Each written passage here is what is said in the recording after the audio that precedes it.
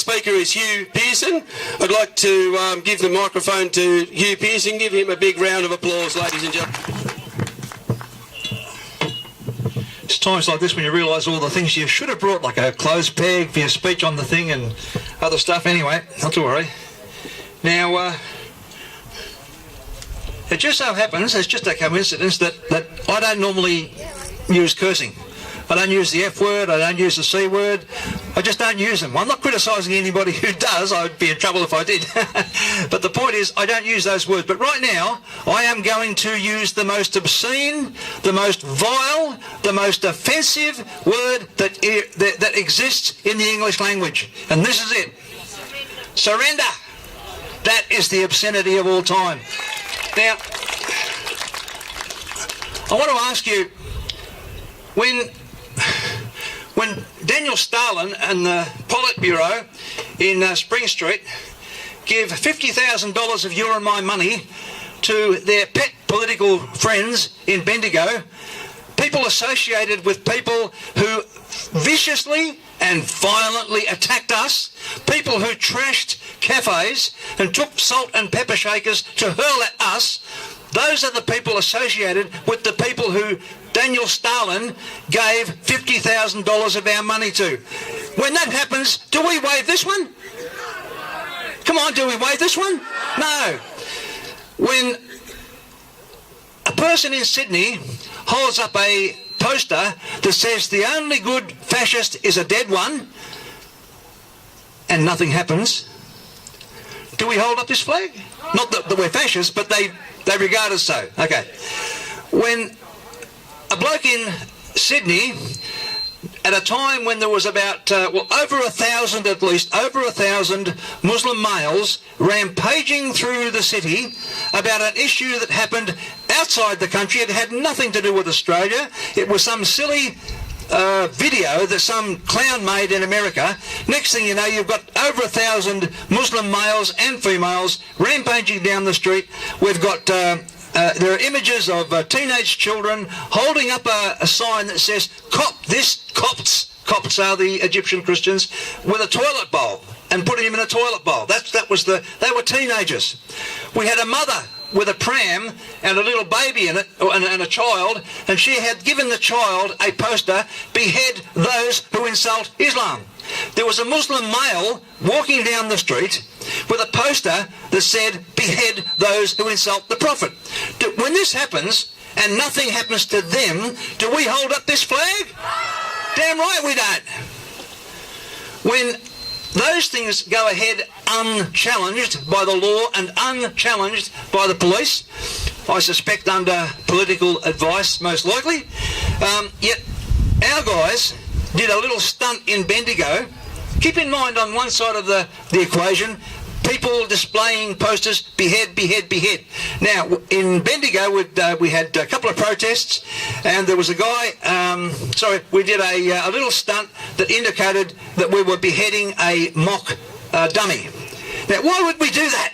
I just can't imagine why. Yes, I can, because that's what's coming out of that community. It may not be coming out from every person, but it certainly came out of Newman Hyder when he tried to behead a policeman over in, over that way, wherever it was. It's coming out, and it does come out. And when that does happen, are we going to hold up this flag? No, damn right we're not. And when our guys who did that stunt, it was street theatre, by the way. The technical term for that was street theatre. When they did that, there's a number of them now being charged with the most serious offences under the Terrorism Act that you can imagine. Yet these other clowns are free. These other people who agitated for violence, and this includes here we go. This was Melbourne a few years back. A Muslim child was given a sign by her mother, which you can see she's in a burqa there, and that sign has on it, I'll read it, "Jews haven't learned. They need swastika more than before." Now this is a call for mass murder, death camps, crematoriums, the whole 9 yards. Nothing was done about this. But I made 2 complaints, I know. I did not hear of any Jewish person who made a complaint about that. but they jolly well should have.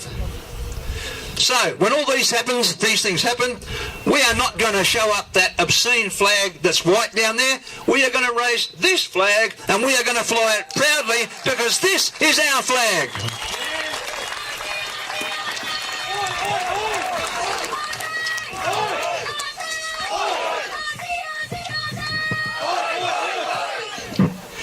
Do you feel in control of your life and your destiny? Do you feel that the government in power is there for you and shares your values? When was the last time you saw a dynamic and unstoppable movement that believes what you believe, that values what you value, and works for you and your future and the best interests of the nation? Everything we do, everything we say, everywhere we go and live for is aimed at one uncompromising goal. And that is to challenge this misguided and corrupt status quo, tossing them out like a rag doll. Oops, that was almost a mistake. Hang on. Tossing them out like a rag doll, pouring them out like the unrepresentative swill that they are. Bear with me.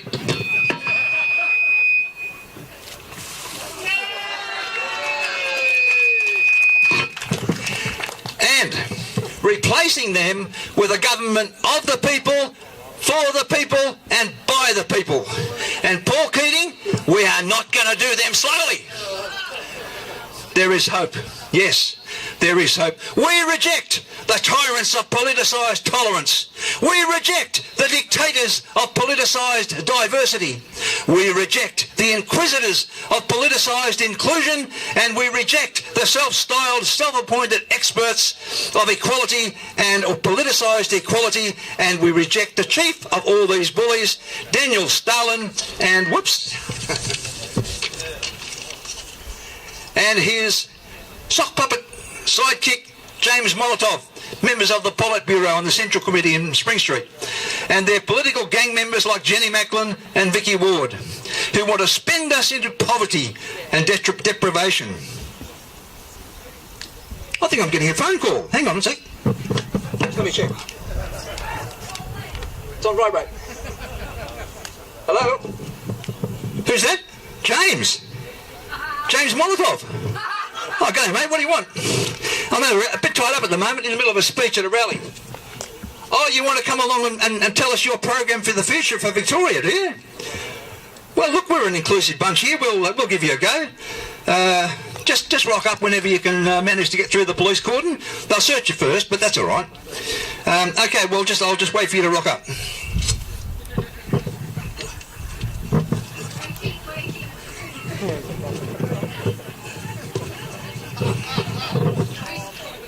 Hello. I'm James Molotov. I'm going to tell you my program for the future. Number one, I'm going to stab Daniel Stalin in the back and watch him be publicly humiliated. Woo! And then I'm going to be the Premier because I'm very ambitious. So there you go. That's your program, is it, James? Okay, yes, that's your program. Okay.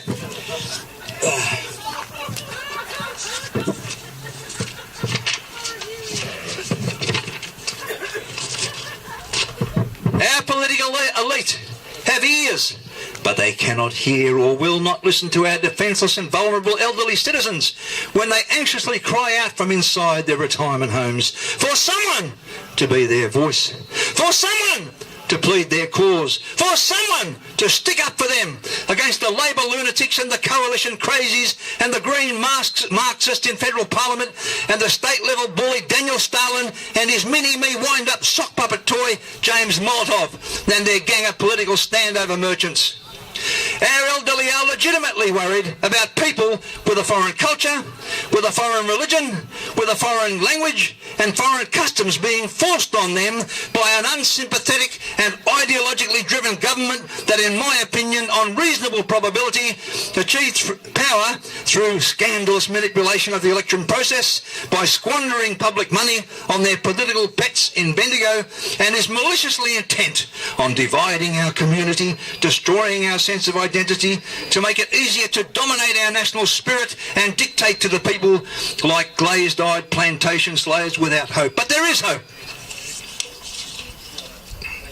They have ears, but they cannot hear the thunderous footsteps of the approaching army of goose-stepping, jackboot-wearing ideological stormtroopers from the United Nations, armed with conventions and treaties and selective human rights, who want to cripple us with the shackles of incompatible cultures, repugnant social values, seditious religious motives, and hostile segregated communities. Melton.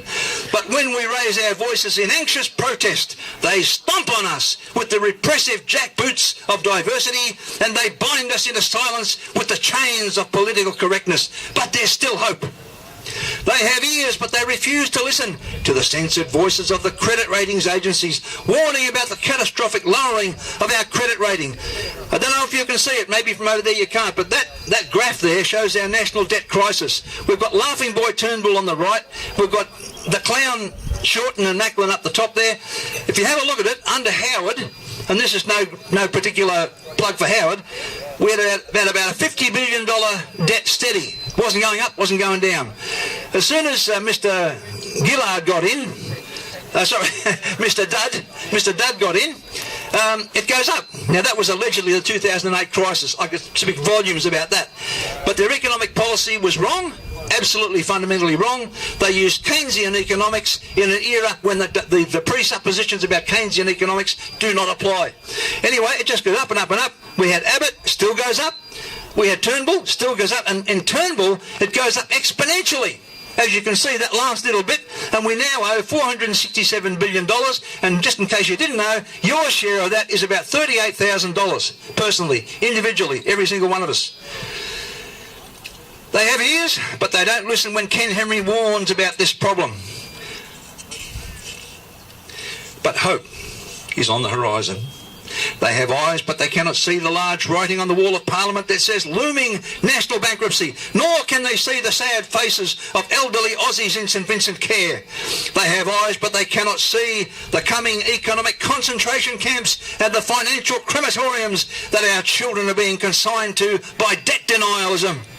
They have noses, but they are unable to smell the putrid stench of the moral degradation emanating from the toxic sludge of the unsafe schools program from La Trobe University, where the department head, Professor Gary Dowsett, has written glowingly and sympathetically about pedophilia.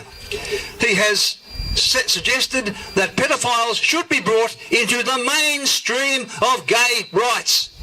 That's the man who is the department head from where this safe schools comes from. They have noses, but they cannot smell the foul odour of dirty backroom deals between big business and big labour that impoverish the community but enrich certain key individuals.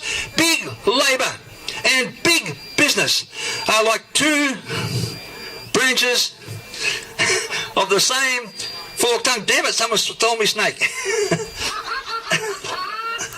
All right, that's one prop down the toilet, but anyway, you just got, thank you. They're like the branches of one forked tongue pointing out of a snake, the black snake of slithering self-interest and shameless greed. And I know what our job is when we have power, because we're going to get it. That is what we're going to do to that snake of shameless interest and selfishness and greed. They have voices, but they only speak spin rather than straight talk. They have a collective will, but no willpower. They are paralysed by panicky poll phobia and fear of a political power blackout and a loss of prestige, privilege and lucrative post-parliamentary pensions, while our elderly languish in despair. But yes, there is definitely hope. We are here to promote a sense of urgency that matches our national emergency. This crop of deaf, blind, mute and spineless politicians is hurling us and our children in front of an out-of-control bus of mismanagement and wrong priorities, hurtling down the potholed highway to a Mad Max-like primal hell. When confronted, the politicians plead America's Fifth Amendment and say, I refuse to answer on the grounds that it might incriminate me. Because of this, we are convinced that it is time to bring these issues onto the streets and to the people, because that is where the hope is.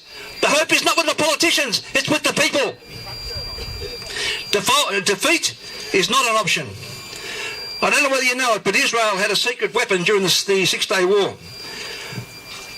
That secret weapon was called no alternative. They had to win, and we do as well.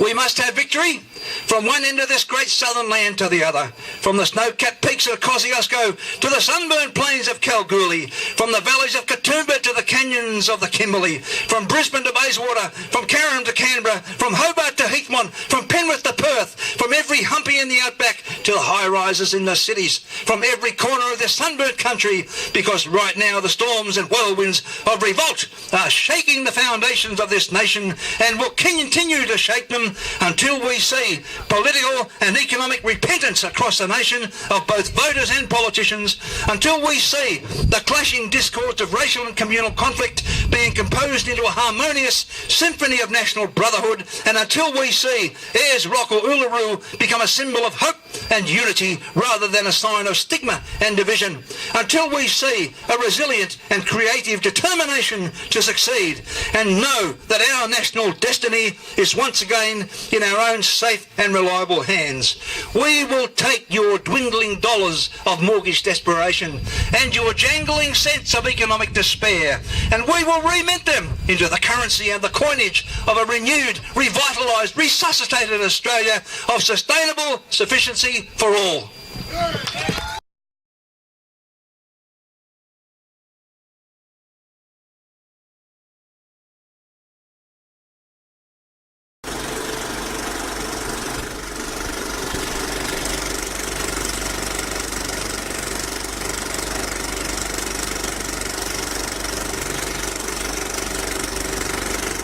Tune in tomorrow. Same bat time, same bat channel. Bye for now.